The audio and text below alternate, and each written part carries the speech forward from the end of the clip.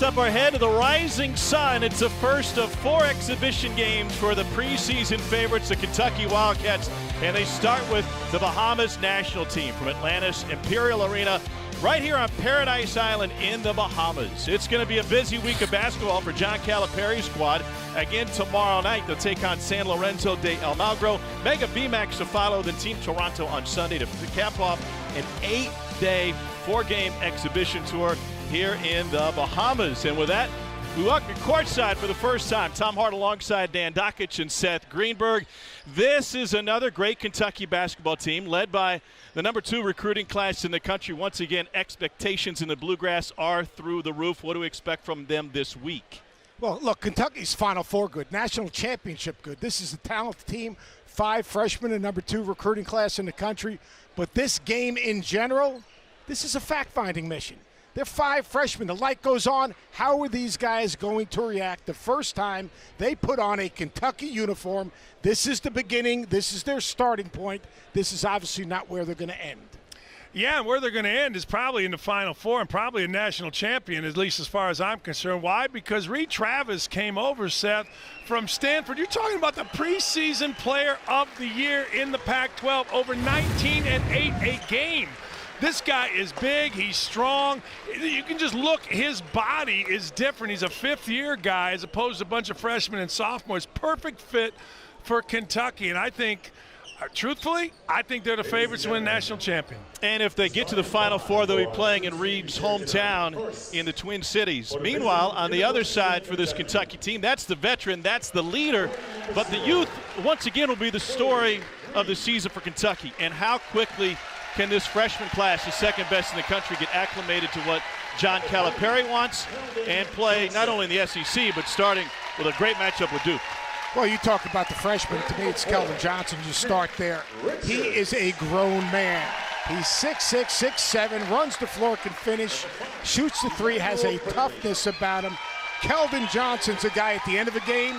I can say it right now before he plays his first college game. You can give him the ball, and he can go make a shot and make a play. Yeah, and obviously, Hero's the kind of kid that can really shoot the basketball. A lot of talk about him, but don't forget that sophomore class. Quade Green really improved throughout the course of the year. I thought well, off the ball, he was much better almost than he was on the ball. And Seth, P.J. Washington is going to be a factor for this team, whether Reed Travis is there or not. I mean, he's a guy that can go on the block, can pass it, knows how to play, a coach's kid. I'm not going to forget about the sophomore class, particularly those 2 kids, and Nick Richards. Nick Richards started all the time last year, didn't really do a whole heck of a lot, and we'll have to see. Good adjustment. I can see your game form. But now, okay, you're another year in a program. You should be more than just a 5-minute start-to-game shot blocker, maybe rebounder. I look for them to go smart. When you mention P.J. Washington, I'm a huge P.J. Washington fan. He could be the Draymond Green of this team. Right. Well, I mean, he's a guy you can play anywhere on the floor. He can facilitate from the high post. He drives it. He finishes around the basket. He gets to the foul line. Now, he's got to make free throws this year. I mean, you think about that NCAA tournament game. His inability to make free throws was a huge factor. He did have a great game overall against Kansas State. Here's a look at the starting 5 for the Bahamas. They're missing the Colby brothers, who both played major college basketball, Ole Miss, Kansas, and Wichita State. Michael Carey was a great scorer out of Wagner. Talk a little bit about him. And there's both experience and youth on this team. Keno Burrows is 32. Then Samuel Hunter, number 11, is a 6'9", 17-year-old and a great prospect in his own right. And here are the starters for Kentucky. John Calipari has some tandems that he wants to see work together at times. We will see Nick Richards in the starting lineup according to this one, and P.J. Washington is on the floor as well. Some really good size, and we'll see some positionless basketball from you would consider the 3 and 4 spots. Yeah, I could see them going with a smaller lineup, but the one thing, they're going to have 2 basically point guards on the court a lot during the course of the season, whether it's Quickly and Quade Green, who can play point guard, or obviously Ashton Hagans, the freshman, graduated early. They're going to have great versatility in their backcourt. Tell you what, just looking out here, just body type, not watching him play, but Quickly, number 5, looks a lot like Shai Gilgeous-Alexander physically, long and skinny. Emmanuel Quickly. So the Kentucky team, they lost 3 of their top 4 scorers to the draft, 26 wins last year. They start year number 10 of the John Calipari era. And by the way, Kentucky fans thrilled to finally see black uniforms. They'll rock those here for the first game, and the first shot for Keldon Johnson finds the bottom of the hoop. I'll tell you right now, Johnson's a baller. You can just see. I mean, he's got the perfect body. He's talking on defense. Got a nice mid-range game. I was watching him in Warren. He can shoot it. Bridgewater gets shut down at the rim. I think this is going to be one of the faster Kentucky teams and one of the more versatile offensive teams at John Zach. Wow, that's saying something, because a couple of years ago, I mean, guys like De'Aaron Fox and Malik Monk were not only athletic but had fantastic speed. Are you talking about raw speed or the tempo with which they'll play? The tempo with which you're going to play. I think they're going to play really fast. I think they're going to play with 2-point guards. I think the front court guys can initiate, and I think he's got versatility in his lineup. And Johnson, to me, is really a guy that's going to be fun to watch. It's the first couple shots off. Freshman out of Oak Hill Academy. Consensus 5-star recruit. Top prospect on this Kentucky team. Talking with some of the players from Bahamas before the game, they said, listen, we knocked off Southern Miss in this thing last year. We beat North Carolina a few years ago. We know we may not have a great matchup. We just want to come out and have fun. Washington, Richards, jab. Kentucky's off and running. And Dan, isn't that what we were talking about? Draymond Green. Everybody's looking for a guy at the point forward position that can take it the length of the court. I don't know if P.J. Washington's actually Draymond Green, but that was Green-ish. Kentucky turning it up on D. Here's P.J. Washington. Guys, I think the Bahamas might have a hard time scoring the ball tonight. They might have a hard time scoring the ball. And look, you've got to understand who they're playing against, but this is the first time this group's together. But they have great length. They're active off the ball, and they can pressure the ball. That's always a pretty good start, Dan. Huh? Why do you keep saying it's the first time together? Haven't they practiced? Yeah, but they played against each other. I talked to these guys today. Hey, wait a second. When you're good Okay, enough only to a have second? a first team the player of the year in the Pac-12 sitting on the bench, that's a pretty good second team to play against every day instead of a bunch of guys put together by the Bahamas. I sat down with these freshmen today, and the first thing they told me is they were excited to play against someone else. They were tired of playing against themselves. It's almost like me by the time Sunday comes. Sunday? You mean the end of tonight? You? Hold on. We got 4 of these guys. 4 in the next 5 days. 9-0 Kentucky lead. You know what is interesting? And Nick Richards, I'm really interested in him because he is long, he can block shots, he has good timing. So what that means is if he's better, then Kentucky can go out and pressure everybody. You know, when you said it, 2 point guards. Seth, you know this. People always talk about point guards and they think offense only. Well, having 2 defensive point guards is pretty good. Bahamas has yet to make a bucket and a foul on the floor. So we think Quadre Green will play off the ball more often than not. I think Quadre Green's best position, and again, I call them ball guards, not point guards, not 2 guards, but a ball guard. Whether he initiates the offense or not, he's going to handle the ball on the second side, come off a ball screen, be able to make a shot or make a play. That's a good thing and a good option to have. He can really shoot. Yeah, he really shoot. Are there any other terms that you've made up that we should be aware of before this week really Don't gets worry, going? you'll get a glossary by the end of the weekend. Do you do that Izzo nonsense of we check guys? Oh, here we go. don't block them out, we check them. It took you 3 minutes. We check them. You just couldn't help yourself. No, when I heard you say ball guard. Yeah, Ball guard. It's a ball guard. I mean, you never heard the term ball guard?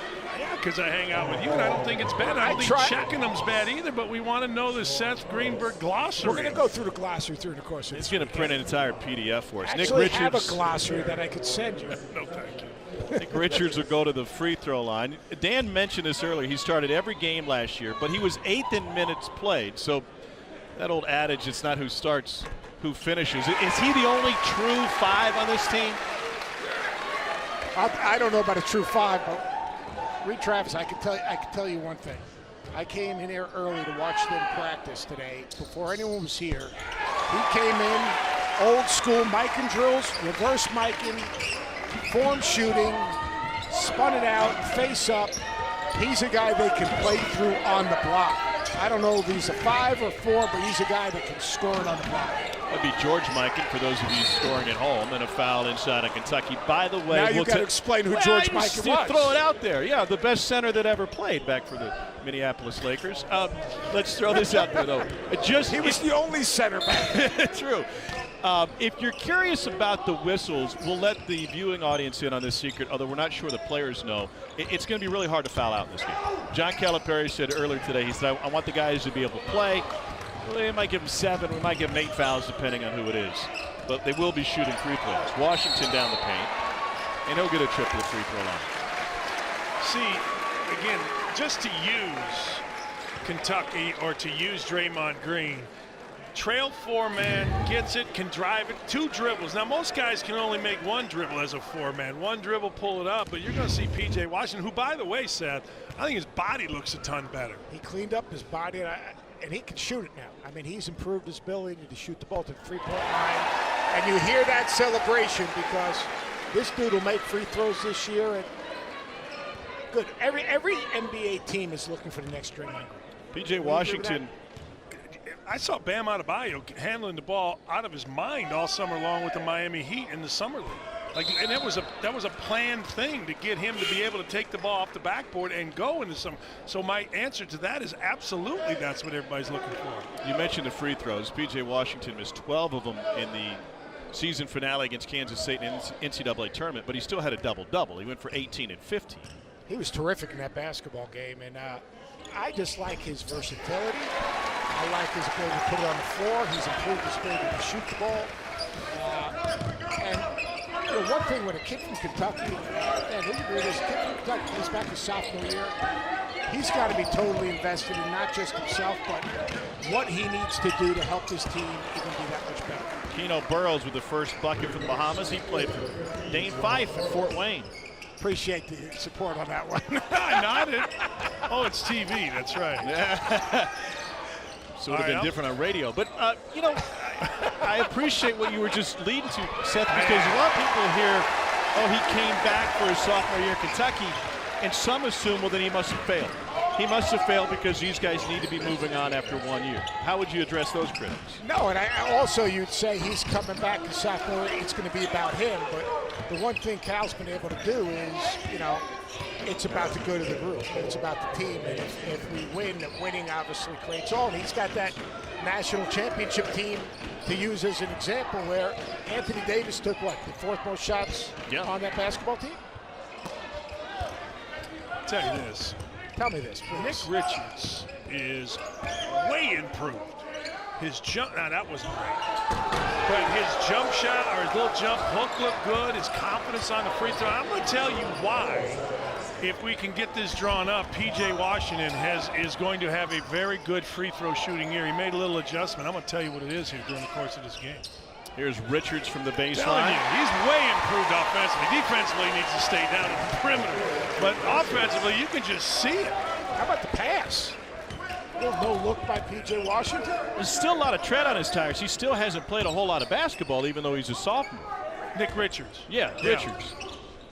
You like the Washington pass? Block this. Blocked it in. Michael Carey was a great scorer at Wagner. He's from Nassau. I think that Quickly's wearing Dan Dockich's shorts. I like it. From Indiana. There's some shorts right there. Jump hook. Wow. I'm not sure they would have looked for him last year. And I know this is the Bahamas, and this isn't, you know, Wardam Eagle with, you know, Bruce Pearl and all that. But still, they're looking for Nick Richards. You can see he's different. Beautiful cut and a nice finish by Michael Bain. I'll tell you what they're not doing the last 2 possessions. They're not alert at all defensively. Quade Green, his first won't go. No subs yet for Kentucky. John Calipari is watching this one from about the 10th row. He's left his assistants in charge of coaching. Kenny Payne leading the way.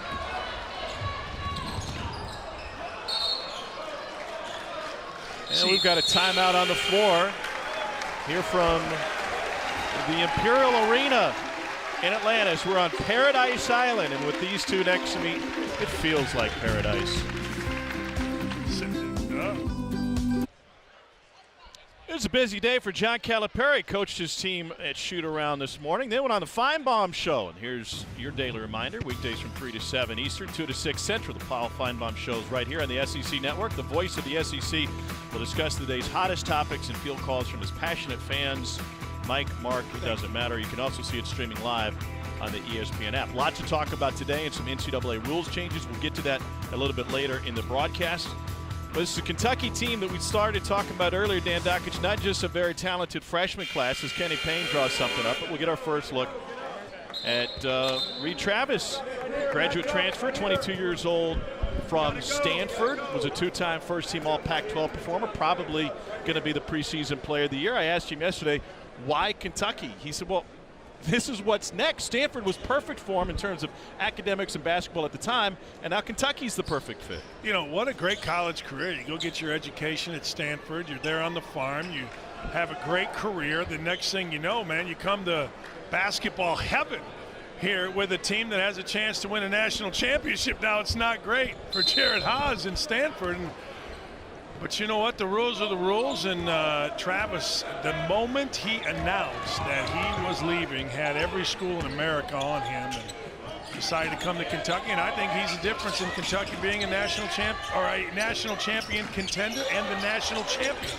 It would be played in his hometown. He's from the Twin Cities, from Minneapolis out of De La Salle, and he will bring the ball up the floor. He went through the draft process along with P.J. Washington, and both of those guys got feedback suggesting, you know what, if you can be more of a face-up player, you'll have a better opportunity.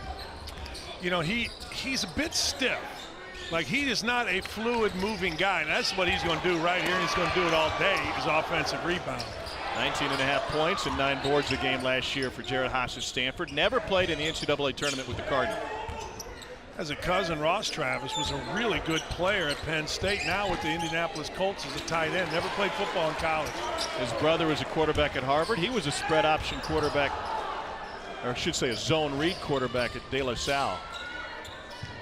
And here's Hero. His first shot as a Cat is off the mark, and he has a chance to be an all-timer in a Kentucky uniform. One thing about Reed Travis, they said that he's trimmed down to the point that he's trying to get a little bit more fluid, but talking with the freshmen about him, I thought it was interesting. They said, as Kelvin Johnson said, he's a grown man with a capital G-R-O-W-N and 3 exclamation points. He said, you run into him, and he absolutely lifted him off the ground. He said, and I'm 220. He's a grown man, G-O-A-N, G-R, or something close. I know what you're trying to say. I know, I forgot Figure it out, will you please? Hey, where's Teleby? Geography B, spelling B. There's a lot of B's with Dan Dakich. We saw Tyler here lift up and shoot that 3. Where was Kentucky last year in percentage of 3 points attempted? Percentage 25%, 344th in the country in terms of percent of their shots. Which was 344. 25% of them. Yeah, 25%, which is 344th in the country. They shot 36% from behind the arc. It really went away from them in the NCAA tournament. They struggled, especially in the loss against Kansas State from the perimeter. Well, they made 10 threes in 3 NCAA tournament games. I mean, that's bad business. You've got to improve that, and I think they have with the number of kids, mostly Hero. Hero can shoot it, no doubt about it. Quade Green's going to be able to make shots. You're going to see, I think, Washington be able to shoot the ball from the 3-point line. E.J. Montgomery is as skilled a big as there was in high school basketball last year. That's him, top left corner of your screen, number 23. Ashton Hagans is on the floor as well. He comes away with a rip. Here's Hero. Tyler Hero from Milwaukee, Wisconsin with the jam. Hagans has a chance to really disrupt defensively. Hero recovered late on the drive from Roosevelt Wiley. 10-point lead for Kentucky. Breaking news from the NCAA today. We'll talk about how that impacts this Kentucky team and all of college basketball when we return. Of 4 here at Paradise Island, and Kentucky in their exhibition season leads the Bahamas national team 21-11 here early going. Breaking news from the States today. The NCAA announced Sweeping changes for a lot of different aspects of college basketball, from recruiting to agents to perhaps the one-and-done rule being affected here 4 years down the road. I was reluctant because I didn't know if these guys would have any opinions about this subject. But luckily, we've talked them into it. What did you take from the news today? And as you see the bullet points of several of these rules, including undrafted players will be allowed to return to school, players can be represented by agents, the calendar's changing, one-and-done rule is 4 years away, but it affects the entire ecosystem of amateur basketball. It does. Like, undrafted players can return to school if they don't get drafted, but they can only return to their school. So what if their school has no longer a scholarship available? Then what do? They got to transfer, and they got to sit out a year. Makes no sense to me. Players can be represented by agents, and they talked about high school players can be represented by, if USA Basketball, quote-unquote, deems them elite. Well, first of all, that's not going to happen until high school players are eligible to be drafted. What is that, 3-4 years down the line? Yeah, 21, 4 years 22. down the road. Yeah. 4 years down the road. I thought a lot of it was a lot about nothing and a big old pump fake. The summer calendar is significant, and the thing I don't like about it is real simple. Everything about grassroots and AAU basketball is not evil, and everything about high school basketball is not good. There's a lot of good going on. We just got to find a way to make some of those entities more accountable. You don't have to fix the whole thing. It seems like the news that came out today was very premature, because Adrian Wojnarowski sent out this tweet earlier stating that the NBA and the folks with USA Basketball were blindsided by some of this stuff. That's not stuff that they agreed to. We talked to members of USA Basketball, and they don't want to be involved in determining who is an elite player and who can sign with agents. Look, if I'm a high school basketball coach, I'm hostile. I don't want agents infiltrating my deal. And Seth, you're so right. I get tired. I coached AAU, grassroots, whatever you want to call it, basketball for 4 years, and there's a lot of great coaches and a lot of great people and a lot of kids getting opportunities because of the current system. The current system has about 19,000 plus players that are in different databases, and to all of a sudden limit that to only elite is awful. The NCAA did exactly what the NCAA usually does. They got out in front of themselves. They made some bad decisions. They didn't keep everybody else informed. USA Basketball doesn't want to be involved in picking elite players. Now you got agents in high schools. It's ridiculous. I do like college players being able to come back if they are not drafted. And I don't care whether college coaches don't like it. That's up to them. Figure it out. That seems to be, for the time being, the most impactful rule change that we'll see most immediately, is that guys will be able to return. It's going to affect, how many guys does that affect? It's going to affect 4 or 2 5 people. guys. It's going to affect 2 groups. The one group it's going to affect is a guy that wants to come back and John doesn't have room for him. The other group it's going to affect is, okay, a guy wants to come back and they have room for him by cutting out a high school kid who had a scholarship to that place. So it's going to affect 2. But at the end of the day, hey, look, it seems idiotic to me to release something when you don't have everything in a row, and they clearly didn't have everything in a row. Well, I want to go back to that for just one moment, because it seems like the streets are littered, and maybe it's been over-exaggerated, by guys who got terrible advice to declare for the draft, and then they were left out. But That's on them. not. First of all, they're not littered, because first of all, the guys that want to leave want to leave. Here's an example. Wenyen Gabriel was told he probably wasn't going to get drafted. He still went out. All right. There are guys, if a guy determines that he wants to leave, the odds of those guys coming back to school, there's very few of those guys that want to come back to school. All right. They're declaring for a reason, and they're looking for someone to tell them what they want to hear. So this news is not earth-shattering. This is just, it is what it is. It's a great gesture, and that's great. I do not think it'll impact a whole lot of people. I was going to say that if that dude made that jump, that his place was going to go crazy. E.J. Montgomery with the putback. My biggest issue with the whole thing is that we're making rule changes for the classes and not for the masses. And we make all these rule changes for 8, 10, 11, 12 guys, and we don't look at the totality of the thing. Like April visits for underclassmen would be great. You know what? Great for April visits. That only impacts Power 5 schools. Mid-major schools aren't going to be visiting kids in April. They didn't know who to recruit in April. I don't know if that's true. I mean, look, the problem you have at a mid-major is you're at Bowling Green and you're recruiting, and you find a kid, then all of a sudden a school like Kentucky comes in. So you are going to be doing that, and you hope the kid plays poorly, quite frankly. Look, I get so tired of hearing how bad and evil summer basketball is. Summer basketball, the evil is very minute, and the rewards for kids is huge. And I'm not just talking about, as you said, Seth, the masses. You know, so many kids get an opportunity to go play at Harvard. So many kids get an opportunity to go play at Wabash. So many kids get an opportunity to get found, and all of a sudden they were going to go to Bowling Green. They end up in Kentucky. I mean, there's so many good things about it, and to classify it as something that is just out of control and awful is ridiculous to me. And I've coached in it, so I don't want to hear it. Don't at me, people. I coached in it. Oh, they're going to at you. Don't and you're going to love it. You'll respond, and it'll Not be just anymore. a great conversation. Not anymore. Don't at me with all summer basketball is evil. What about the kids that just get a chance to get off the street and play? And play. And play and be in a structured environment. I'll tell you what's happening about play. Right now, Kentucky's not guarding. Their offensive movement right now is not very good. Their spacing is not very good. Yet, if you look on that baseline, there's about 15. Oh, here's a little play right there. You got to keep the ball in front. You got to stay in the gap, overrun the defensive possession. If we can get a shot at the baseline, there's about 15 NBA teams represented here to watch these young players play. And you can see that right underneath the basket there. It's crazy when you think about it. We're playing basketball in August in the Bahamas, and you got the Nets and the Rockets and the Magic and the Golden State Warriors and the Detroit Pistons and the Bulls. I mean, it's crazy. Let me tell you something else. This is not only for Kentucky. I was talking to the great Scott Howard, and he said, look, Serbian team's really good. Really good. Really good. So you're going to see Kentucky play a Serbian team that's got 3 guys going to the NBA. By the way, the NBA guys didn't say no to this either. It's Paradise Island. What a great place to come watch basketball. 25-22, Kentucky with a lead over the Bahamas national team. Already just about everybody has played for Kentucky. Jamal Baker will not see action, at least today. And Nick Richards, who started every game last year, a force on the inside.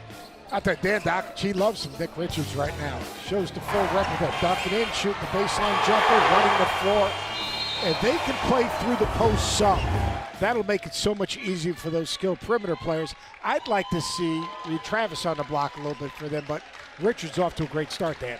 He is, and he just looks different to me. He looks like last year going to Boise, I thought he looked, even at the end of the year, non-confident. He did not have a ton of confidence. Seth, I thought last year during the course of the season was as good a coaching job as John Calipari ever did. I thought Kevin Knox got so much better running that baseline stuff. And I did games kind of incrementally, kind of January, then early February. I thought they improved so much, and Knox was the beneficiary. I'm not going to be surprised if you don't see Nick Richards at the end of this year be a guy that's talked about as a first-round pick, maybe a lottery guy. You look at him athletically, his ability to run, his ability to react defensively. He's got to show some. There's one right there. Man, your all's TV timing is on point. Yeah. If you're going to be a lottery pick, you got to dunk on the guy here in the Bahamas. Yeah. That's the one thing that they say sometimes he gets down on himself. His inability to finish. I thought a Kansas State game, he had a couple opportunities early in the game. He didn't finish. He's got to see himself as a guy that can finish off closeouts. My counter to your point about Knox, though, is that there were plays that they ran for him. I mean, there was a lot of time the ball went to him first, and if he didn't feel like shooting the ball, then is Richards going to get those types of touches? No. But what I'm saying is with Kevin Knox had that early. He was a drifter. And then they put him in some stuff, and he didn't know how to come off screens. And then he really learned how and was fantastic. And Seth and I both, before the draft, we said he's the steal of the draft. We'll see if he is. No, Richards isn't going to get that, but he is going to get opportunity because it looks early that Kentucky not afraid to throw it to him. And then he came up with the block. I got him for a team-high 11 thus far. But that was pretty good there. He ran out. He's guarded about 4 different people here. Richard, you talk about Knox. Knox was terrific in the NBA Summer League. And I just think the way John coaches these guys just in general, player development, one thing, but he doesn't really figure his team out until January. It's interesting. He lets them try to figure themselves out. And then he says, all right, January, this is what this guy does well. This is what this guy does well. We got to get this guy more shots. He is really patient about trying to figure out the strengths and weaknesses of where guys want to catch the ball. Yeah, and you know what else he does? And not a lot of coaches do this. He'll adjust. He got hit. He got hit hard.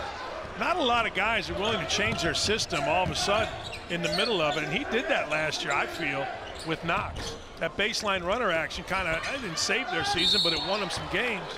3 of their top 4 scorers win the draft. You saw that nugget a moment before. 9 drafts for John Calipari, Kentucky, 26 first-rounders.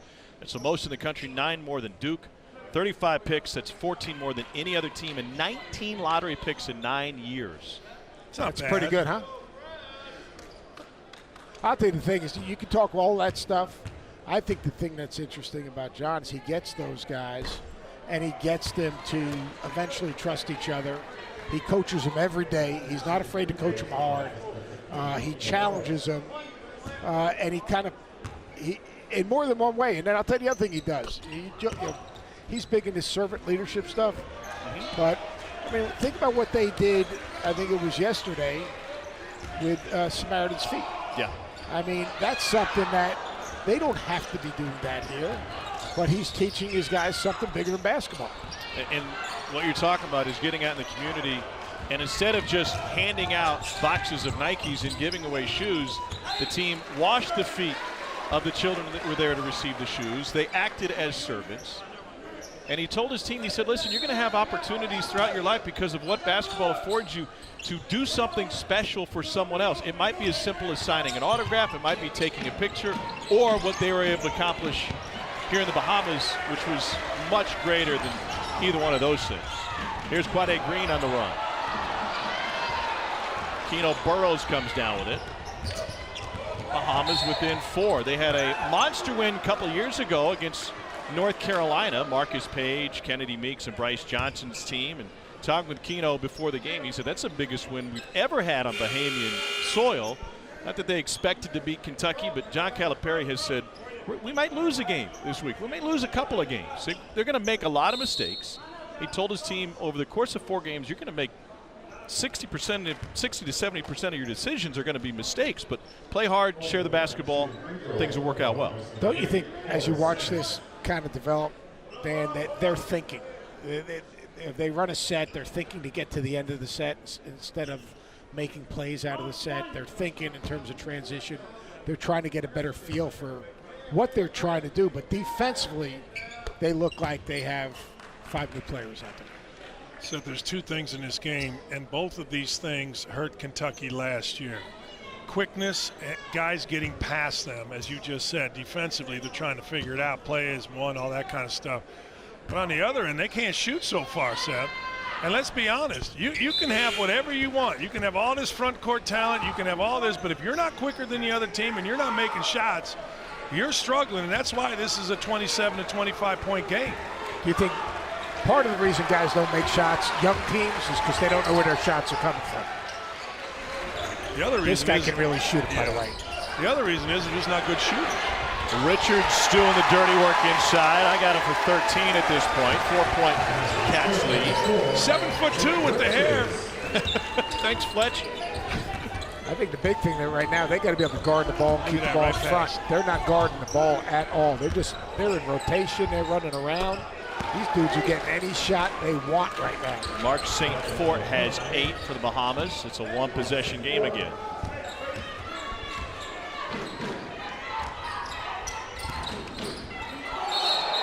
Seth, you mentioned the fact that John Calipari is not coaching the team right now. He's sitting in the stands to get a bird's eye view of this thing. What else can he accomplish by observing instead of coaching? Well, he's sitting up there taking notes. He's kind of an outsider looking at this game. He's looking at players. He's not getting caught up in time, score, rotations, substitutions, and anything else. He's trying to see who we are, what guys are doing what that he thinks is important for them to be successful. Hagans can really guard the ball. Bridgewater gave it to him, and Hagans takes advantage for his first bucket. I feel like this is a run coming. This is a good lineup right here. You mentioned Hagans guarding the ball. He just got whipped here, and they took it from him. This is going to be a run coming. Back-to-back steals for the freshman point guard. He was going to be the #1 point guard in next year's class, but he reclassified to this year. This wasn't really Hagans. They got sloppy with the basketball, and Hagans was there and made a nice play. Second one was a nice steal. But this lineup, I would be surprised if this doesn't get to 10 pretty quick.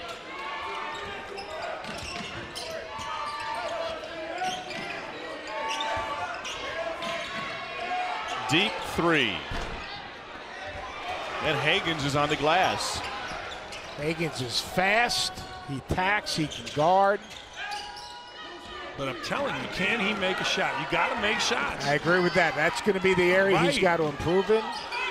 They're running this little weave action. Oh, got to go in. There you go.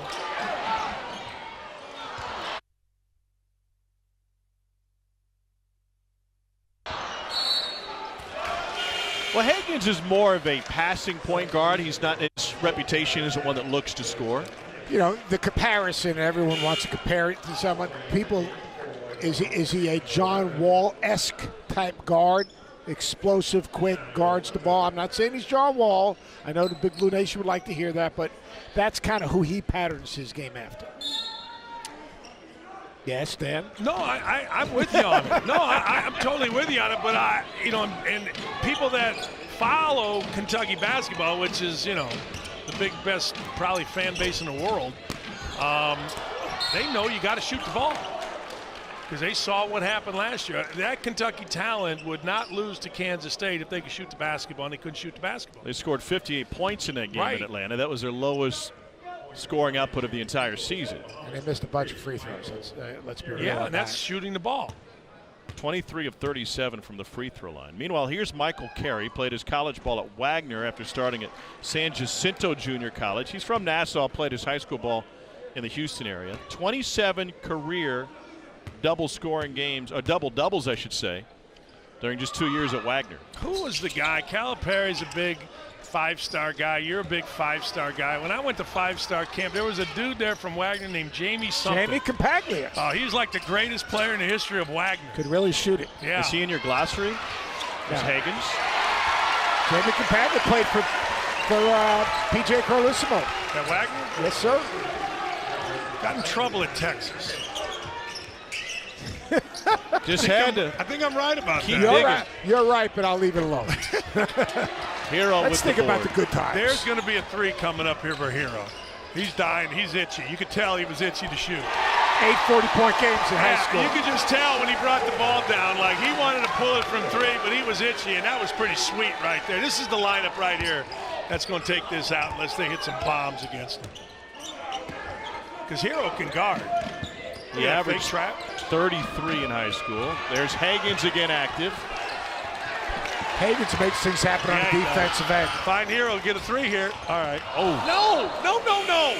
I'm telling you, point guard play drives me nuts. You take the ball to the top of the key, you stop at the foul line, and you make the easy play, Seth. You don't try to put it in a thimble. I agree with that. If you're going to throw it to Travis, throw it at the rim where you can go get it above the defense, not bending over in traffic.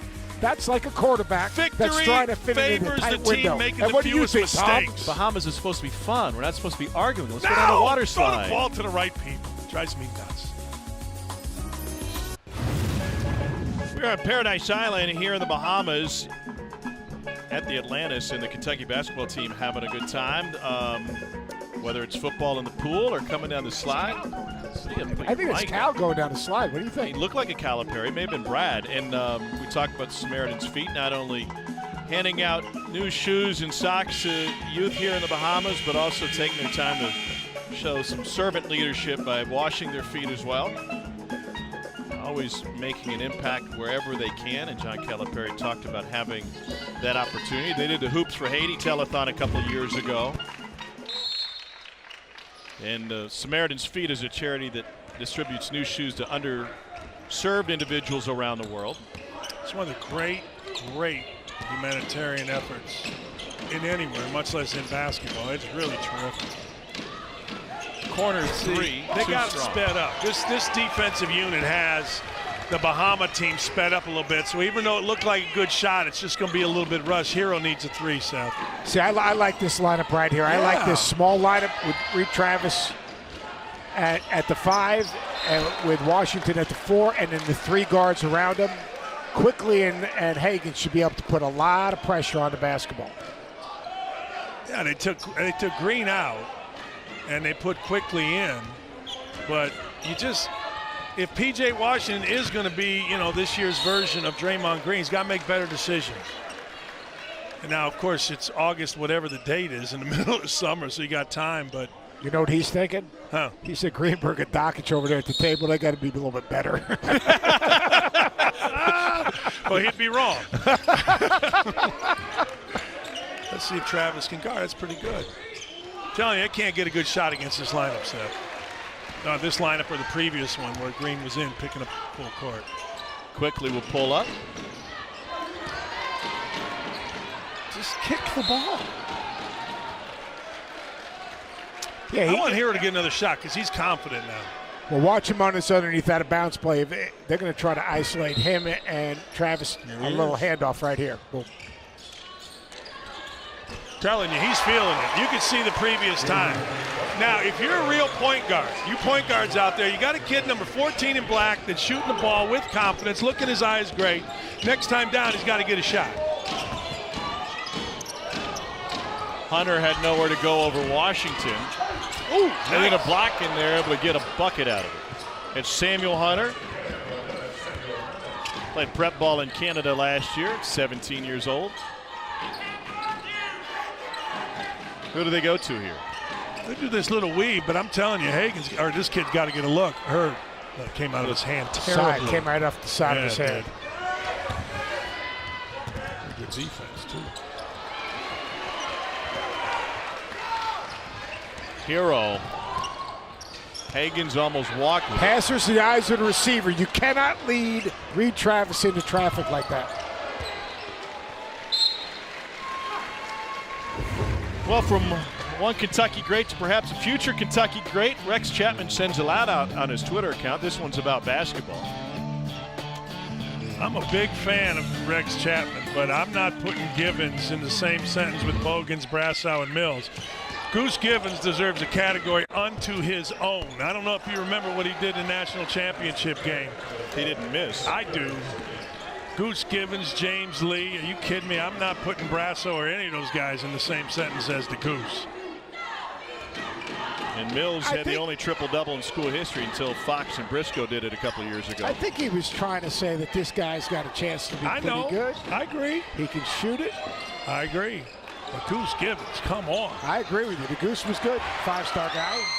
Hero has it swatted. I think one of the ideas with Hero is that people expected him to be simply a three-point shooter, but he has a fantastic mid-range game. He's shown it. That's where he's looked the most comfortable. The threes have come off his hand poorly, and he's missed badly. The twos have been spectacular. Elbow under the ball, wrist under the ball, great snap. 43% three-point shooter in high school. He's got a pure stroke. I think he's a little bouncier than people realize, and I think he's a pretty good passer. He's a willing passer for sure. Now, there's a perfect example. Eventually, John will figure out where he wants to catch the ball, and he'll run some stuff to get him coming off some screens, freed up off a dribble hand, off a pin down or whatever, and he'll be a guy that can make plays out of that. These two guys can guard the ball, though. Yeah, but I'm not mad at Quade Green replacing one of them because he make a shot. We got live studio at the half. Our buddy Chris Doring, who's a regular down here at Atlantis, is back in the studio with Peter Burns. We'll hear from John Calipari on the new rules. He spent some time with Paul Feinbaum this afternoon. Take you behind the scenes here in the Bahamas, and Doring and Peter will go over the Wildcat football schedule predictor. Peter Burns had one of the great radio shows in the country in Denver. May still have it, I don't know. No. How does that compare to the Dan Dockett show? Not as good, but it was really good. It was in the top 5. 1 and 2 from the line for K'Ron Pratt. He played his college ball at Cumberland's there in the Commonwealth down near the Tennessee state line. I don't know what Indianapolis is going to do without the Dan Dockett show with you being on the road. Be a lot of people driving around aimlessly. There you go. Uh-oh, here we go. Hey, no.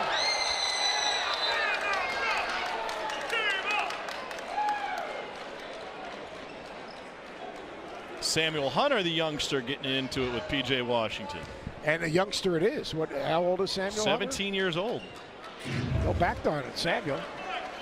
He took part in the Basketball Without Borders camp last month here in the Bahamas, in Nassau. Just graduated high school. I have a theory.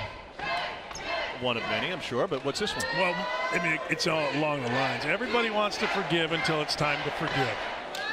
And everybody wants to fight until it's time to fight. That was a typical basketball fight. Two guys going in different directions. Right. Now, you, on the other hand, back in the day, you jumped right in it, didn't you? No, only one time. I kicked the great Kenny Barlow somewhere. But and then did he kick you? No, he stepped on me. Don't step on me. But no, I mean, look, that's a basketball fight, though. Why? And you know what? Good for P.J. Washington to get just kind of looking at him like, you know, you ain't a piece of this. 17. Cal took my lineup out, and this would have been a 10-point game. I'm sure he'll conference with you at the halftime, straighten the situation. We're trying to win, or we're trying to get better? What are we trying to do? Now Hero will shoot the free throws. By the way, it's Kenny Payne, coach. I mean, Kenny Payne's a really good coach. He's a terrific communicator. He holds these dudes accountable. He's going to get a little time out here. I'm surprised, by the way, that Kenny Payne hasn't gotten more looks from big-time programs as a head coach. You know what? Kenny Payne is the kind of guy. Think about this. He played at Louisville. He was a really good player at Louisville, and now he's on the staff at Kentucky, so you know he's got a thick skin. He can coach. He can certainly recruit. I mean, he is part of the fiber of this program, and he should absolutely be a head basketball coach in Division I men's college basketball. I'll tell you one thing he doesn't do, may have honestly cost him. He's not a self-promoter. He's not a guy that's out there talking about himself or having others. So yeah, but other people talk about him because he's an elite recruiter. He's a terrific communicator. If you watch them in practice, he's got total authority to interject and do whatever he needs to do in practice. When John occasionally gets tossed out, it's happened. When he steps in, those players respond to him. He's got a great presence about him, and they've got a great relationship. John Calipari has total confidence in Kenny. They've got an incredible relationship, but that dude is a head coach. Yeah, he is. Should be. Should already have been. SEC now is rolling again after the game tonight. Got a question for you. Peter Burns and company being there, 9 o'clock right after we finish. Chris Doering, the guy that played at Florida. 3 seconds to go. Would you want Hero in the field, or is he going to get something back? I think he's going to get it back. Maybe a little quick handoff. Yeah. Little elevator here, whatever you call this screen that you guys always call it. Right back, they had it. Off balance at the buzzer, and it comes up just short. It's a 42-35 Kentucky advantage at the break. Well, Big Blue Bahamas is off to a raucous start, but Kentucky cooled down a little bit on the offensive end. Nightfall here and under the moon. Great basketball. Let's get you back to the studio. Here's PB with Mr. Doran. Yeah, Tom Hart, I wish I was down there. Welcome back to Big Blue Bahamas. We know where Dan Dockich will be later tonight. Darn right. Margaritaville? Right there. It's a Big Blue party here on the island. 42-35 on Paradise Island. The Imperial Ballroom, a 7-point lead for Kentucky over the Bahamas national team. We welcome you back courtside alongside Dan Dockich and Seth Greenberg. I'm Tom Hart. We're going to show them here. We're going to show them a graphic in a little bit. It's better actually covering your face. It's not bad. Before we start off with the bad, let's start off with the good. Some guys perhaps surprising a little bit for Kentucky and having great first half, starting with the freshman Tyler Hero. Tyler Hero was really good off the bounce, created space, showed a little bit of the middle game. You know he can shoot the three. To me, his ability to make shots and create separation was terrific. Dan, on the other hand, was really impressed with Nick Richard. I thought Nick Richard looked right from jump really good. Much improved. You see that little turnaround there? He had a baseline jump shot on top of a dunk. I think Nick Richards is a key here. He blocks shots, and if you can get an offensive game now, you've got a real low-post presence. You mentioned the offensive game. Here's a look at a lot of stats. Many of them don't matter, but a focus all season will be the second one on the left, 1 for 11 from 3. Look, I believe this. I believe Kentucky fans are among the smartest fan bases in the country, if not the smartest fan base. I do. I really do. 1 for 11 concerns Kentucky fans. It has to, because last year, let's be honest, 124th in the country in three-point shooting, 344th in shots taken from the three-point line, and they lost to a Kansas State team wasn't nearly as talented because they couldn't make shots. You got to make shots if you're going to be elite, and Kentucky needs to make shots. So do they have the pieces to fix that? I think that's the biggest question. Personally, I think they do. Between Hero, I think he's a three-point shooter. I think that Quadre Green's a three-point shooter. Keldon Johnson can shoot. Keldon Johnson can shoot. You know what Keldon Johnson reminds me of? You were going to tell me this. I've been waiting with bated Miles breath. Bridges. Oh, totally different. Totally different. Not even close. Yeah, okay. Miles Bridges is a straight jump shooter. This kid can put it on the floor. This kid has a little bit of a handle. This kid's more of a three right now in this moment in time than Miles Bridges was. That's a great comparison. By the end of the year, you guys will be genuflecting to me once again and saying, God, Dockage was right. We're just going to let that one hang there for a moment. Yeah. Hero on the glass. And Hagens is off the mark, 1 for 12. But not only are they off the mark, but they're bad. I mean, they're bad misses, so you're going to have to find between Hagens and Quickly, you're going to have to find somebody who's going to knock in some threes. And now, again, it's August 8th. So who cares? But that is something that Kentucky fans, I promise you, are paying attention to. Well, I think one of the elements it plays into is lineup construction, right? I mean, we've seen that they can go big and they can go small. They got a couple of good looks in the first half, but it ended with some of their bigs shooting those threes, Washington and Travis among them. No doubt. And you know what? There's nothing wrong with Washington shooting a three, and he looks uncomfortable. Would you agree, Travis? Yeah, they're doubling him big to big, and he has had a hard time getting shots off and playing out of the double team. And I think that they're not ready to handle the double team at this stage. I think Quickly's going to be able to shoot the ball some. Hagens is more of a guy that's going to initiate, defend, and play fast.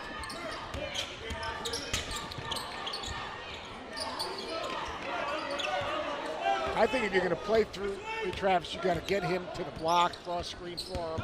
This kid can also shoot the ball. AJ Another pull-up for Hero. I think if you're going to play Travis, you got to get the ball on the top of the key. And you got to spread the defense a little bit and let Travis step in there, because right now he is not comfortable, as you said, playing out of a double at all. St. Fort trails the three, and we are tied at 42. How about that? Better put my lineup back in. Panic in the Commonwealth. Tied at 42 here on Paradise Island. Big Blue Bahamas and Kentucky and the Bahamas national team are all locked up. That's how Dockage got here. Yes, I did. That's how you avoid traffic on the bridge. Yes, it does. Now, is that the boat you have in the back of the house? Yes, it is. Right in the back of the house. Geist Reservoir right there, people. Reed Travis, the graduate transfer from Stanford. He was the #1 option for Stanford each of the last 2 years. Came back from battling injuries early on. He doesn't have to be the #1 option on this Kentucky team, and he won't be, but what have you seen from him tonight? Look, it's August 8th. He's been with this program for about 6 weeks. He's getting a feel for what it's all about. I think he's playing like he's got a little bit of pressure right now, but he's got to figure out where his shots are going to come from. He's got to handle double teams in the post a lot better. Here's Keldon Johnson after the block. See, I'm going to disagree with the assessment that he shouldn't be the #1 option. He's the only guy that's averaged anything in college, really. I think as it goes on, he probably will be the #1 option here. Well, I think there's a difference between being the #1 option and being the only option. I mean, he carried the load for Stanford. No question. No, you're exactly right. I mean, a little unfair to Stanford's players to say he was the only, but I will tell you this. I did a couple of their games in the Phil Knight tournament, and he was the guy. And there was no #2 really. He had a career-high 33 against Washington. He had 23 in the first half of that one, and he made 11 free throws. Here's Hero. It's one of the things he does really well is get to the free throw line when he plays with the ball in his hands, which is what he did well for Stanford. Here's the deal. Let's be real. These games don't get too high, don't get too low. I said at the start of the game, this is a fact-finding mission. Guys are getting a feel. This is the first time the lights have gone on. I'm going to tell you a little story here. It's like a guy that's in a play. He has one line, "Hark, is that a cat I hear?" So you know what? He has a rehearsal. And you know what? In a rehearsal, the cannon goes off, boom. And you know what he says? Hark, is that a cannon I hear? Then all of a sudden, the day of the show, walk through, boom, the cannon goes off. What does he say? Hark, is that a cannon I hear? Now all of a sudden, the lights go on. It's game time. I mean, this is show time. All of a sudden, the cannon goes off, boom. You know what he says? What the was that? That's what right now. That's what this is all about. Okay, the lights Dickie are V. How many lights camps are on. have you told that little story? The lights are on, and you know what? Hark, is that a cannon here? No. Right now we're seeing what the was that? These pretzels are making me thirsty. Keldon Johnson at the free throw line. You didn't like that. I love those. The old coaching lines are the best. What's the old line? Never mind. Yeah, don't do that one. I think. No. There's something about a pig. Are you committed? And all that stuff. There's all these coaching lines. Hark! Is there a cannon I hear? We'll see that during the bit. We'll hear that during the big pitch. If they get my lineup in here, the cannon will be Kentucky going off. Nice dish and a beautiful finish by Keno Burrows. Steve Nash. Now, did he change basketball by those baseline drives that we just saw and then Biggs cut down the lane, Seth? Changed it, right? Totally agree. We actually drilled that. We called that the Nash. You did? Yeah. Hard to guard. Keep your dribble alive and the post goes opposite the defender. The space gets in front of the rim. Just nobody can make a shot. And so what's happening here is everybody's bunching together. You can double the post. You can get off people. And down here, these guys got Kentucky more spread out because they've hit some threes. And they're getting lost. Right now, Kentucky's getting lost. Inability to maintain any type of defensive presence. That's a bad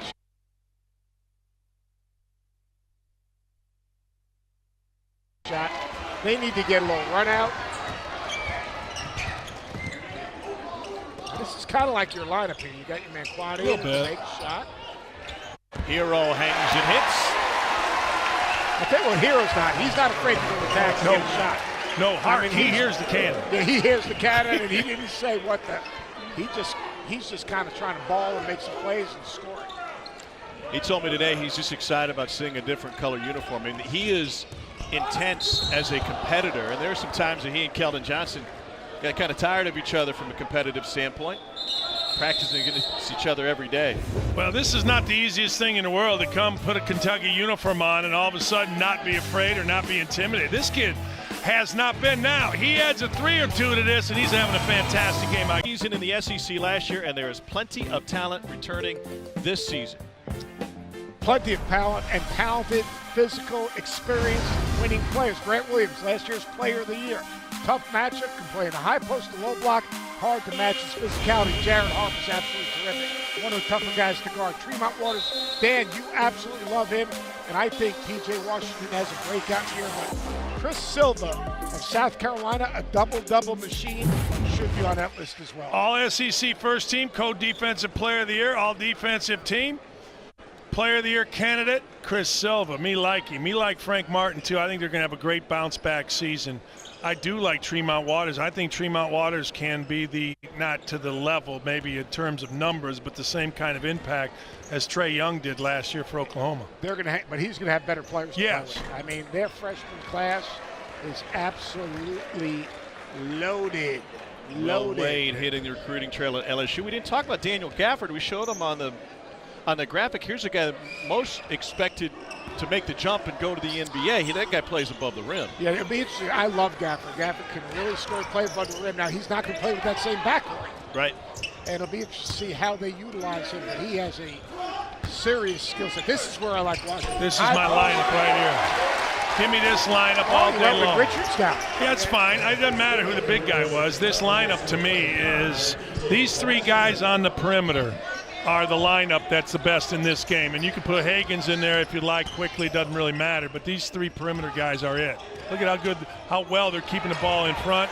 We're going to see a dunk on the other end. Hero have a chance for the feed. The lob. Too much. That's dumb. Just go lay it in. I know. Just lay it in. It's an exhibition game. Everybody wants to see the lob. You know what? That's an exhibition game, but you're developing habits. And it's great Right now, it's a 2-point game. Go and score 2 points. Look, this is really good. You're right, Seth. I think P.J. Washington right there is going to be death to a lot of people. You're going to have to figure it out, particularly when you got a couple shooters around, and Hero and Green probably as good as Kentucky has. But look, Tom, I'm with you. It's an exhibition game, so go dunk it on 2 guys. Have Hero dunk it. Yes. Yeah. So, like, it's an exhibition game, so who cares? Or, again, this is an opportunity. This is their first dress rehearsal. Go make the right play. It's a fact-finding mission. The cannon is going off. It's a 2-point game. Let's score 2 points. How about that? Oh, I like that. I got a little angry. You should. Look. Hey, nothing wrong with P.J. Washington on the block. And, when Draymond Green was in college, he didn't do all that on the perimeter. When Izzo and the boys needed a bucket, they put him on the left block, and he did exactly that. Played out of it, got fouled, both, whatever. Hero, handoff 3 right here. There you go. Boom, hand back. Give him the ball. That's why I was mad at Hero. I predicted a dunk. If he's not going to do it, you can't like him.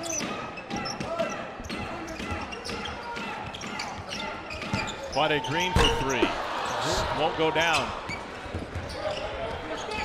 The one thing Hero can't do, he can't be flying in from the perimeter, trying to get tip dunks and leave the backcourt exposed. Stay on the ground. Good advance pass. You guys happy with that? Very. Now that's tough. That was good basketball. Advance pass, attack. Don't play with it. Make the right play. And it's an exhibition game. Washington fouled after he took it away. The only games you're excused to play like a complete clown is the NBA All-Star game and the NHL hockey game. And Midnight Madness. Midnight Madness. Midnight Madness is, Yeah. without a doubt. Have you ever seen a good Midnight Madness scrimmage? No. It's the worst way to start the season, because now you really don't start the season that way. Midnight Madness, everyone goes out, people are crazy. It's so opposite of everything you do in a game. I hope that when Off my lawn. When Cal and his staff go back and watch this tape, they realize that we were right in the first half about what lineup they should play. I'm available for some consulting work. They are 1 for 14 from 3, Kentucky is, so they haven't figured that out. Hey, here's a promo for you. Kentucky football fans, September 1st, just 24 days away. Wildcats have 4 September football home games, including the Chippewas coming into town on ESPNU on September 1st, and they'll try to beat Florida for the first time in 32 years. They'll be in Gainesville on the SEC Network. That's an SEC Prime game on Saturday, September 8th. Great opportunity again. The Chippewas, do they still row the boat? No, he's moved on. That guy rode all the way to Minnesota. He rode to Minnesota, so like when they're like stranded in the middle of the ocean. I mean, what did the Chippewas do? They borrowed one of Dan Dockich's trolling motors because he's so good at trolling. They put that on the back and they just motor on down. Kentucky bowl team.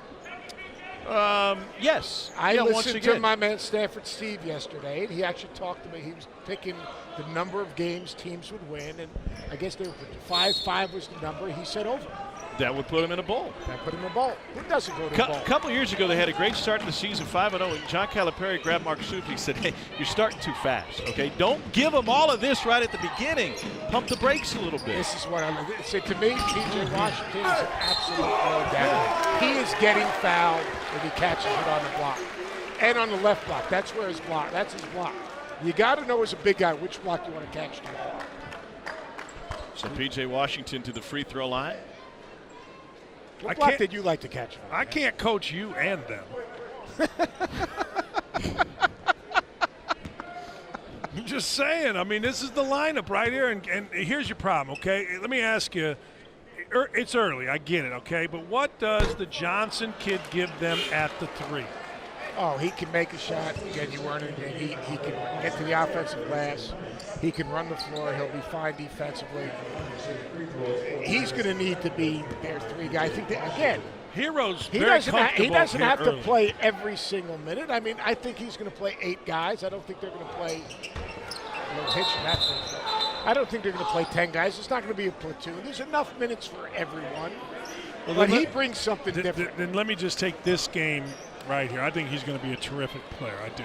But in this game right now, he's had trouble guarding the basketball. So, all right, Seth, let me take you into the mind of the coach, right? Do you play him in this game to learn how to guard it, or do you play Hero in this game because this is a better lineup right now? You're going to play him in this game because you got 13 minutes left, and Hero's not going to play the last 13. You're going to play in this game so you can get film on him, so you can sit with him, and he can see it. I wouldn't be shocked if you play him in this game and see him at some 4. I think that's where he would be more comfortable right now, because you can tell he's a terrific athlete, plays with a great pace, talking all the time. Is a lot of Miles Bridges in him. Very little, but that's all right. We'll discuss this throughout the weekend. And hey, if he does, that's not a bad thing either. The last time I checked that Miles Bridges was a lottery pick. Right. Yeah, he meant it as a compliment. Yeah, I'm not saying it's a negative. I'm saying I think this kid's more right now in this moment in time of 3. Advancing. 3 on 1. Quade Green will dump it off to Richards for the jam. The lob would have been more fun, but it's now a 7-point lead. The difference between a lob and that pass is the crowd got to cheer a basket. It's fair. Carey's got another bucket. He's got 8. Oh, you got to shoot that. Hesitated at first. Got a Hero shot 44%. He can't hesitate on either of those threes if that's going to be the guy he is. See, that's the first time I saw Richards in this game look uncomfortable. He hit one from the baseline earlier because he was just out here balling and playing and they were throwing the ball. There, he did not know what to do with it, and it could have been a charge. He's got to close that off, extend up, and dunk the ball. Watch him right here. He's going to catch this thing on the baseline in the dunker spot. He's got to just close off, extend up, use that 7-foot wingspan. He released that thing so low. Try to dunk on someone's head. 7'5" wingspan. Yeah, he did. Yeah. Or hit the little baseline jumper. Hit the little baseline jumper right away. Too. Yeah, like he did in the first half as well.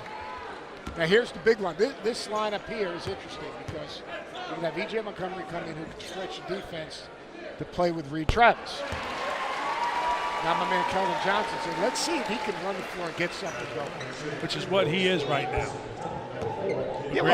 Yeah, he's a guy that can run the floor. He can attack the basket. He's got to be more active on the offensive glass. How about the free throws by Richards? It looks good. So Richards takes a seat. I got him with 18 at this point. 7-point Kentucky lead. I like this lineup too, and I like it because you've got the 2 guards in there, Seth, and Green is in, which means there's a shooting threat, which will spread it out a little bit for Travis on the block. They're trying to put better pressure on the ball.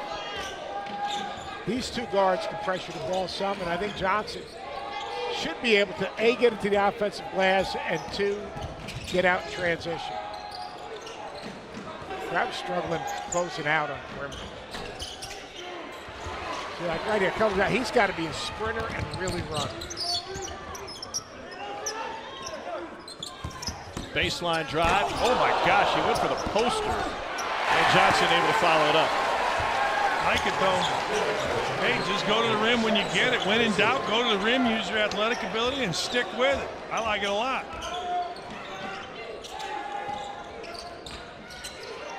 Richards got in the air. E.J. Montgomery, he can't let the guy just cut right across his face. That's inexcusable right there. He'll learn. Another miss from deep for Kentucky. 1 for 15. Nobody picks up the ball.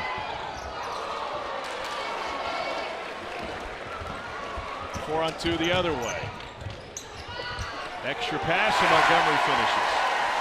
Quade Green just knows how to play. He's got a really good feel. All right, you ready for a nugget? This is the most anticipated nugget. This is where Kentucky really needs to improve. 7 of their 9 returners had more turnovers and assists last year.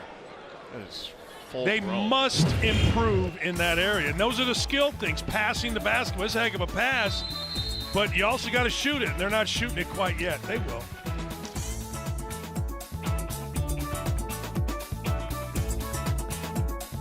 Three members of the number 2 recruiting class in the country on the floor right now for Kentucky. The Cats, number 2 behind Duke. That's who they'll open the season with. And boy, there's 3 the top 10 in the SEC, including Vandy checking in at number 9. And Bryce Drew's building a program at Vanderbilt. And that's what a lot of these coaches are doing when it comes to recruiting. SEC last year, 8 teams in the NCAA tournament. They won the SEC Big 12 Challenge. Why? Not only have they brought in terrific coaches and program builders in the SEC, but they've also made a commitment to facilities and the program. There's a difference between having a basketball team and a basketball program. The SEC, the league as a whole, the SEC network and everything that surrounds it is committed to having basketball programs, and you're going to see 7 and 8 teams in the NCAA tournament year after year for this country.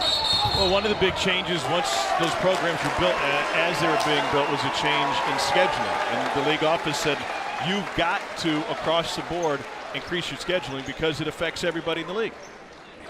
You know, it's interesting. I complain about it. Dick Vitale complains about it. We all complain about Kentucky and not playing Indiana. But, man, do they play people. Oh, it's crazy. Their schedule. It's crazy. It's crazy. I agree. Well, they You play got Duke, you got Carolina. Well, not only champions, but they play that thing. Yeah, with Carolina. Yeah. State, Utah, they play Seton Hall. I mean, Louisville, I mean, they play a great – I'd love to see them play Indiana for selfish reasons, but really you can't fault Calipari in the schedule that he puts together. Like, if you're in a Power 5 conference and you're playing 20 league games and you're playing an exempt event and you're playing a challenge match and you're playing – a rival like Louisville. I mean, how many of those games can we play? Play them all. Why not? Kentucky opens its season with Duke, the Champions Classic on November 6th. Got to make this bucket. Now you've got to be able to get that up on the backboard, Seth. And he will once he gets comfortable. He's just not comfortable yet. You like the black uniforms? I like black uniforms, but when I wore them at Virginia Tech, I almost got run out. Well, I did eventually get run out, but it would have come earlier. I don't know if you can blame it on the laundry. Yeah, I like black uniforms. You made the point about Travis getting to the free throw line, and he's going to have to do that right now. Again, the season doesn't start for a while, but he's not real comfortable scoring in traffic. And that surprised me a little bit, Seth. I think he's got to learn how to handle a big-to-big double. Again, I think their team, handling a big-to-big double, the key is the guys around you and their spacing and creating passing lanes and things of that nature. I'm not sure they've got to that point. I agree. In August. Yeah, and when you're playing with Montgomery, he doesn't know as a four-man to get to the front of the rim.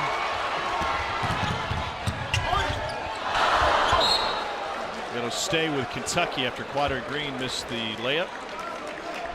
What a good kid. We were talking to him yesterday about returning for his second season. Now he knows what to expect from John Calipari, and the looks on the freshman faces when they got the first taste of what John Calipari is about when he got fired up. At Kentucky, as a sophomore, you're a leader, and you're supposed to set the tone and let these freshmen understand what it takes to be successful, and also explain John's passion for the game and for them to the freshmen, and he takes that serious. That's a heck of a rebound. Yeah, it's an unbelievable rebound. Got that one too. That's 10th great board of the game. Hands. That's a man's hands. That's like that Seinfeld episode where the woman had man hands. He was good with the lobster, that's for sure. Burrows with the bucket. Yeah, ripped the bread apart. Man hands. I'll tell you, he's not scoring, but he's rebounding the ball. He's done a nice job of rebounding the basketball. He's got 10 boards. What did the freshman say? Grown man, all caps. All caps, exclamation point, exclamation point, exclamation point. Another bucket for E.J. Montgomery. You don't want to be doing that. This will get to 30 quick.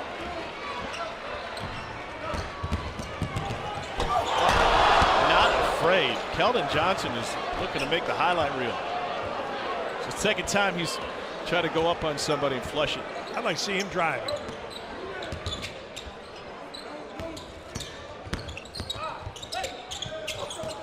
Travis finds it again. Missed the high percentage look.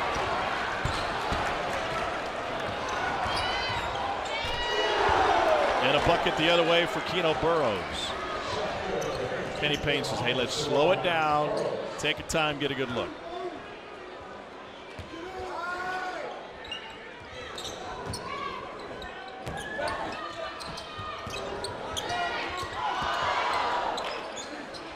This is just trying to run offense to get to the end of the play instead of really just trying to make a play out of their spacing. 5 on the clock. Reed Travis has another bucket. Reed Travis is going to have great numbers at the end of this inning. I mean, he really is. He's just gone to work on the interior here. Everybody else getting a little tired. He's just getting going. See, this is where Johnson rebound, push the break, run the court. See, there's a perfect example. The pass is the eyes of the receiver. That pass can't go to the trail guy. Give me that again. The pass is the eyes of the receiver. You're leading that guy into a turnover. What you got to do is Cal's walking down. Quade's got to drop the dime. Coming down from the mount. The passer's the eyes of the receiver. Man, we've had shared experiences here. Oh, please stop. I've got that as a look of bemusement right now from John Calipari. Moments ago, he left his perch in the back row of the seats and he said, I need to go talk to my team and join this huddle during the timeout. What do you think he said? Well, right now he's saying, what? But I think he was communicating to Quade that when you're on that break, make it a 2-on-1, throw it to the rim, and let EJ dunk the ball. What do you think? I think he did that, but I also think he told Johnson that you have to get back on defense. Johnson was standing kind of in front of us on that last bucket. And as you know better than anybody, or I know guys that have coached, last thing you want to see is somebody standing while people are running past them. And I think he had something to say. And he also told Kenny Payne, get my son in. Exactly. And he also said, it's time for Kenny, you know why? Time for Brad to play. Hey, you know why, though? I swear to God, he would say, look, if you guys aren't going to make any threes, get Brad in here and let's see if he can make one. I hope he makes 10. It's a fancy move put together by Dominic Bridgewater, 18 years old. Hey, Coach Knight. I know oh, you boy, Kentucky here comes fan. a good one. Man, Coach Knight would do this on a trip and then rip the assistants a new one.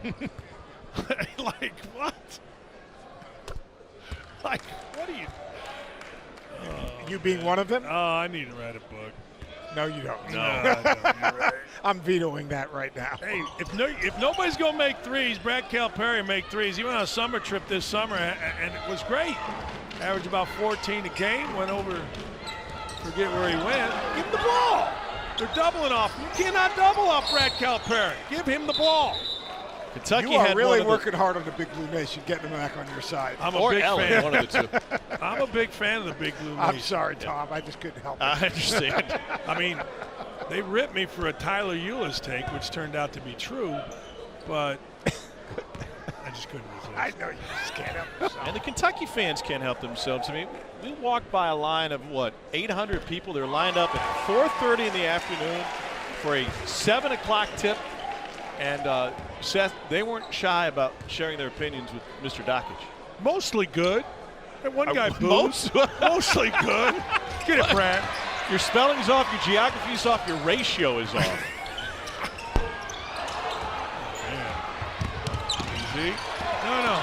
He thought he was maybe going over and back. A little sloppy. Oh.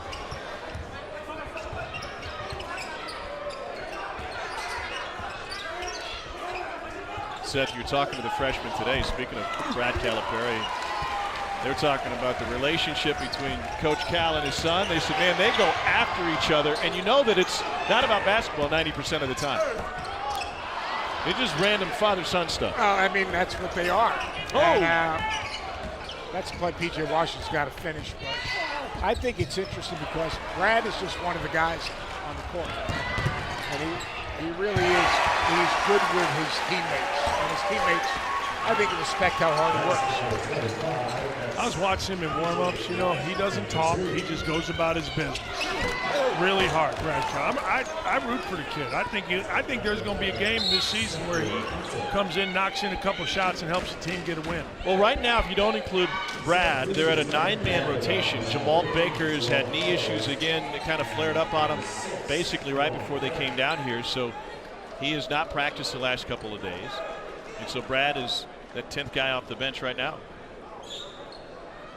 But the first Kentucky coach's son to suit up, going back to Herky Ruck. Sean Sutton, Saul Smith all played for their dads. That's a full nugget right there. And that's research. You think I've just been on the water slides all day? I mean, I know you're the lazy river. I heard you were on the lazy river. I cannot believe you were on the lazy river. Seriously.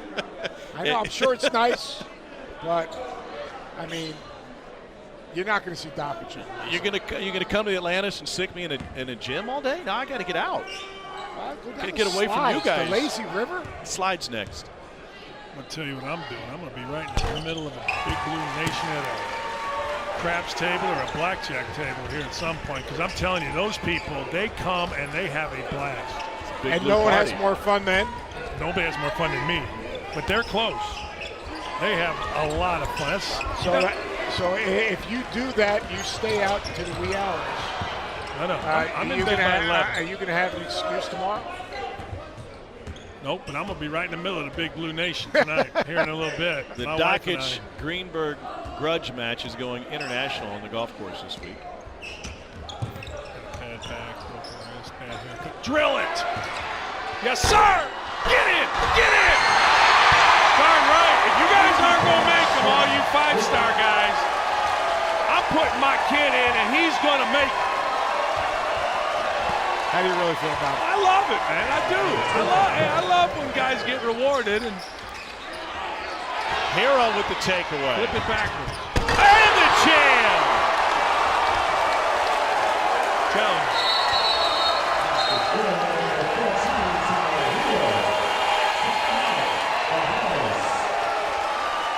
Don't think for a second John Calipari isn't so excited inside right now that his son was able to do this right here. A 7 bouncer. That's touch, Seth Greenberg. 1, 2, 3, 4, 5. I got a question. How about Tyler Hero? I'm telling you, he's not Rex Chapman, but this dunk, it's got a little sexy Rexy to it. What do you think? I do. Same size shorts. Like in terms of short ones. Yeah, go with the short shorts. Now Cal said, you see, we put him in, good things happen. You can just at least see in his Ellen's eyes, saying that right now. Well, if you played him earlier, he would have had 40. No, Ellen's saying, Kenny Payne put my son in the game and he drilled a 3. What did you do? There's a look at his short shorts. Compared to what Eric Bledsoe was playing in 8 years ago. Rex is watching this game, texted me this morning, said, take care of my cats. I like this team. Is that Vinny Del Negro? No, I was thinking it was. It's not though, right? No, those I are don't black think so. uniforms. Yeah. Oh, it's close though. Same hairstyle. Yeah, he's got Vinny's cut right there. Rex Chapman really was a really good player. He was really good. Yeah. Where did he go? Apollo High School. His dad, Wayne, was a coach at Kentucky Wesleyan. Really good coach. Right. Had a great perm, his dad. It's all about the hair. Back in those days, I had a perm.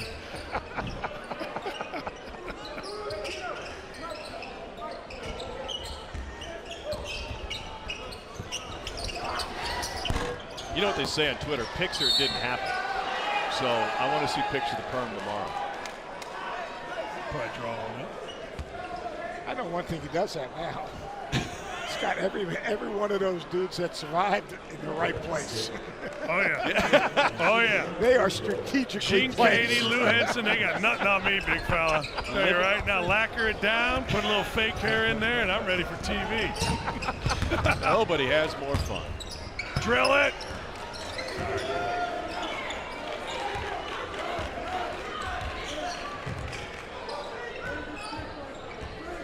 See, on that switch, Richards, he's just got to rim roll really hard and get behind the defense.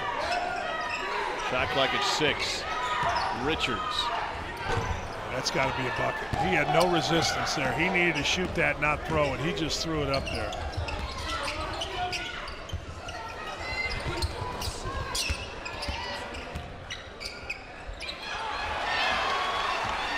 Emmanuel quickly. Seth, I'm telling you, that's a high school move right there. You know, you're not used to high school guy. Look at this. You're not used to high school guys challenge you at the ring, catching you, challenging you, being bigger than you, and quickly is going to learn very quickly, pun intended. That's not enough. I'll tell you, Tyler Hero, he's not Rex Chapman, but I'll tell you one thing. He's got a little Rex Chapman in him. And on the other end, Nick Richards, no soup for you. Do not bring it in my house. Cats on a roll. Why can't he be tasty? It's SEC Now. Break down the latest football news around the league. Nick Saban talked about Jalen Hurts' comments this afternoon. They'll have all of that. SEC football season starts on August 30th. We'll be in College Station, Texas for the Jimbo Fisher era to get underway. No one covers the SEC like we do. You can also see it streaming live on the ESPN app. So who's your quarterback in Alabama? That Hawaiian kid. Tui? Yeah, I'm not. Hey, Jalen Hurts. I mean, you get your feeling hurt. Move along. See, I got no problem with it, and here's why. Problem with what? With Jalen Hurts talking about Me how neither. he felt in the offseason. Me neither. Because he didn't do it right after the national championship game. He didn't spoil anything then. Now he's in competition, and he's reminding folks, I'm still here. I'm competing for a spot. Yeah, I'm with you on that, but I don't think he's as good as the other guy, is he? Now, Nick Saban, no, he doesn't like turnovers. Well, the other guy makes some turnovers. Nick Saban, I trust Nick Saban to figure it out. I think that's a pretty good guy to trust. By the end of this trip, that first layup will go in for Johnson. He's growing on you. Yeah, he is. No, I didn't. Comparing him to Miles Bridges, Miles I know, is a I lottery understand pick. that. I agree. I wasn't I think he's besmirching. more He in just this moment reminded in me. time a three guy. Probably right now.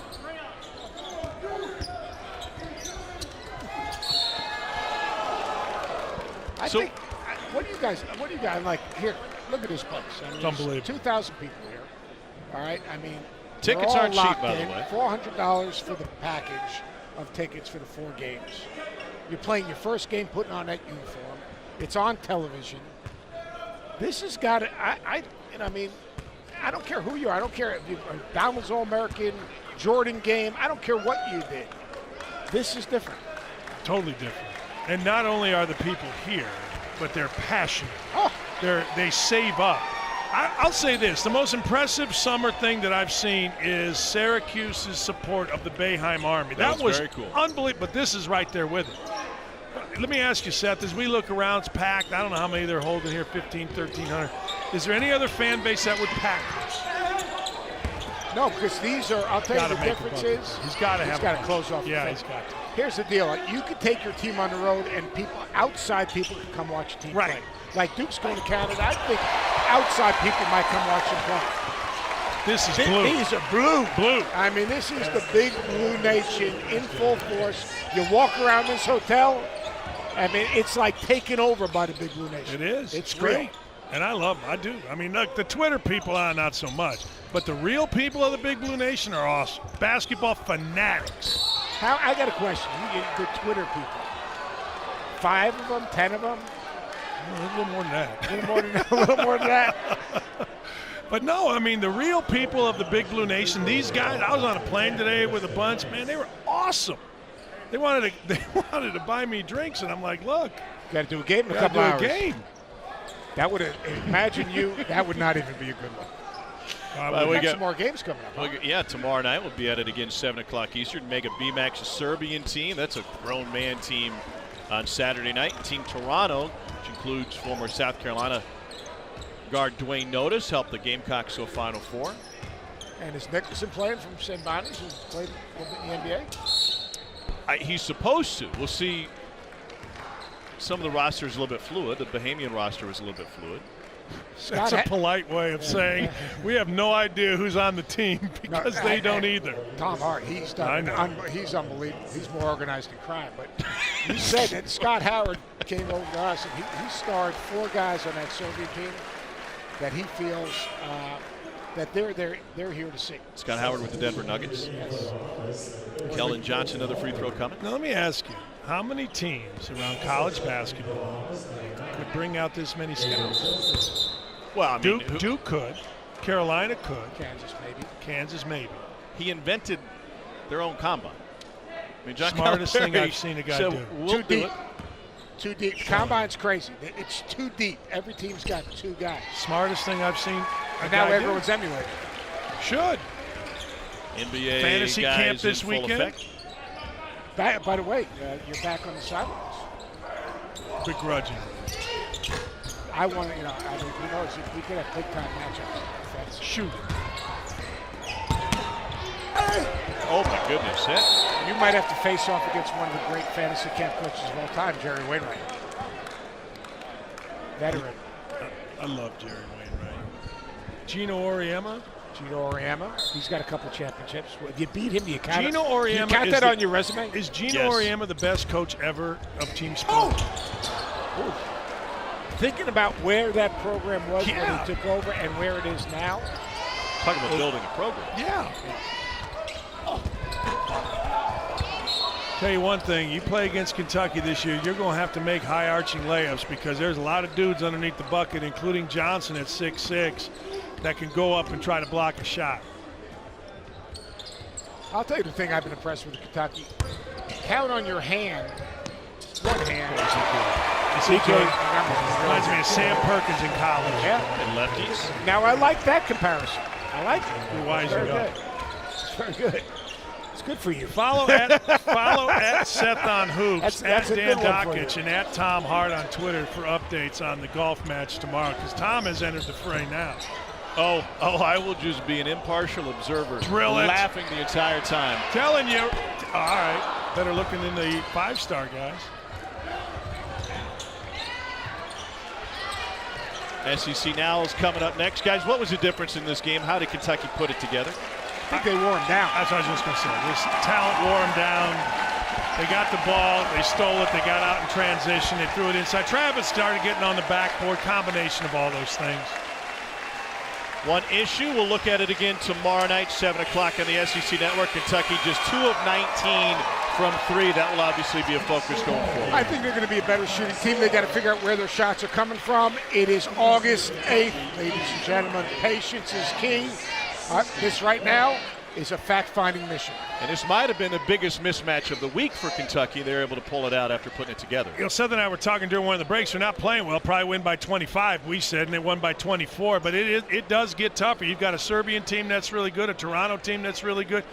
You got some teams here. It's going to get interesting next 3 or 4 days. We'll do it again tomorrow night, 7 o'clock Eastern on the SEC Network for Game 2 of Kentucky's Big Blue Bahamas Tour, taking on San Lorenzo de Almagro. Join us tomorrow night at 7 o'clock for that one. If you want more laughs, we'll be on the golf course early tomorrow morning. For Seth Greenberg, Dan Dockich, our entire production crew, I'm Tom Hart. Kentucky starts its exhibition season just as they planned with a Big Blue win. Time for the SEC Now. Let's get you to the studio.